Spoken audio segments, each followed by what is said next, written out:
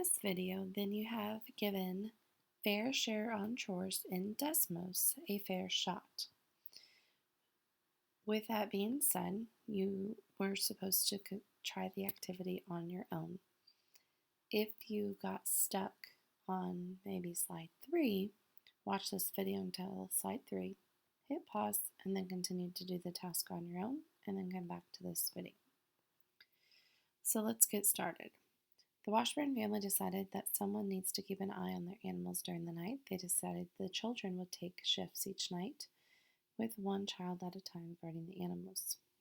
This particular family has 2 girls and 3 boys, and we have 10 hours of shift to watch. That sounds simple, right? 2 hours each.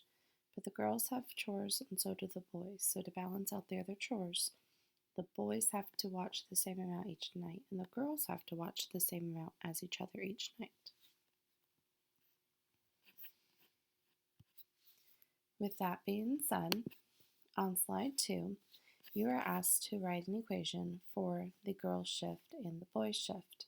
Write an equation that expresses the fact of 10 hours. Well, I noticed that the problem said 2 girls and 3 boys.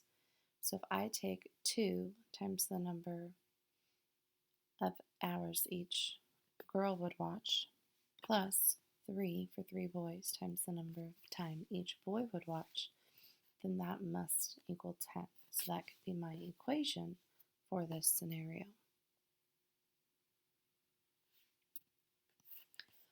On the next slide, you are being asked to create a set of ordered pairs, in essence, of how much time the boys would watch the animals based on the amount of time the girls are watching the animals.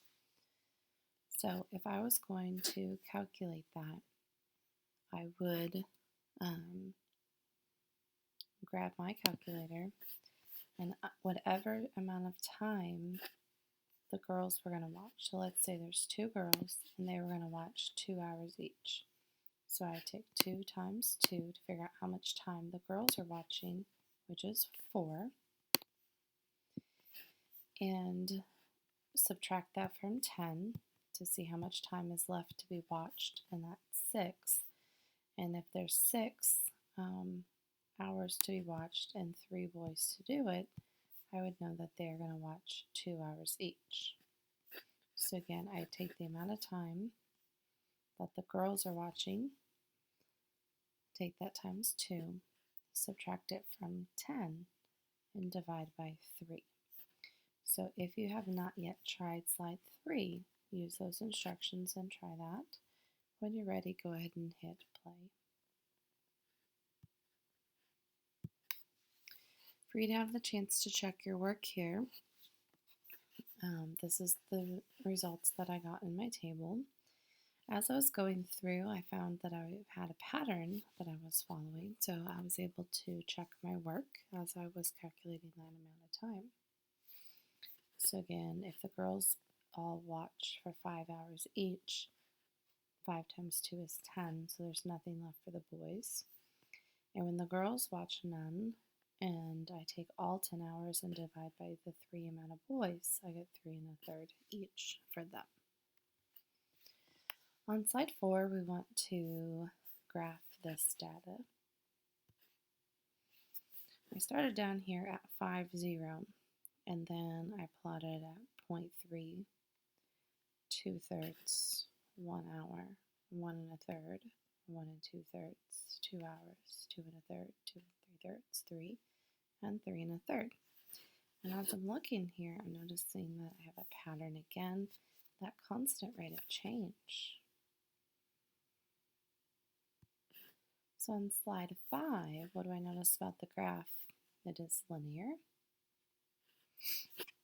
And on slide 6, how did I calculate that? Well, we kind of already talked about it. I took the girls' shift times 2, subtracted from 10, and divided by 3. So I had this pattern that I was rising each time. So I had 10. If I take off 2 times the amount each girl and then divide that left over by 3. And on the next slide, it's asking for that equation. So there's two ways to write that. You can have this format here, where I have 10 hours. I take off 2 times each amount of time the girl's watching, divide by 3. Or I can break that 10 thirds minus 2 thirds x if I break it into slope-intercept form. And that's what is achieved when I write this in terms of boys. If I wanted to write this in terms of the girls' shift, I could do that as well. I could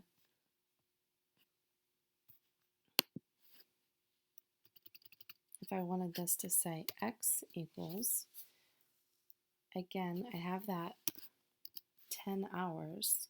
This time I'm going to subtract off 3 hours per boy, and I would, at the end, I'd have to divide that remaining amount divided by 2, because there was 2 girls that were going to have that amount of work to do.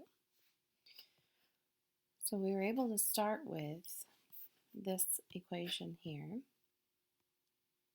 at the very beginning, 2x plus 3y equals 10. And we found out that even though it doesn't look like slope-intercept form, this was a linear situation. And that leads us into our notes. So please follow that next item listed in Schoology.